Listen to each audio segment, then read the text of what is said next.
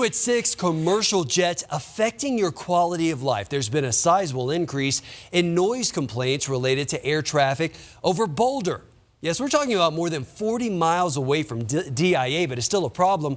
Denver 7 reporter Lance Hernandez did some digging for us, and he found there's been a dramatic increase in the number of flights over one specific neighborhood. We came up to Table Mesa to see how noisy it is. We saw quite a few jetliners up in the sky, but didn't hear much noise.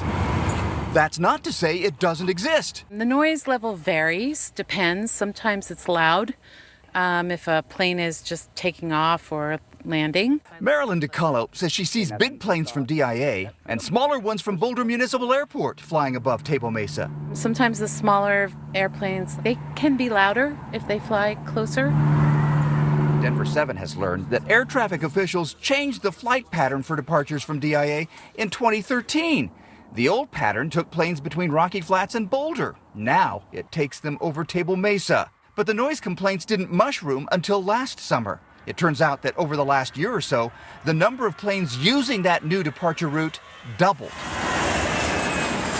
I have not noticed any difference. Susananthus says she has no problem with traffic control changing flight patterns. I fly a certain amount and I like to be safe, and if it's safer to go one way than the other, it's okay with me. The FAA is in the process of redesigning airspace around Denver, mainly to address inefficiencies. It projects the redesign will save $1.8 million worth of fuel. That's 600,000 gallons.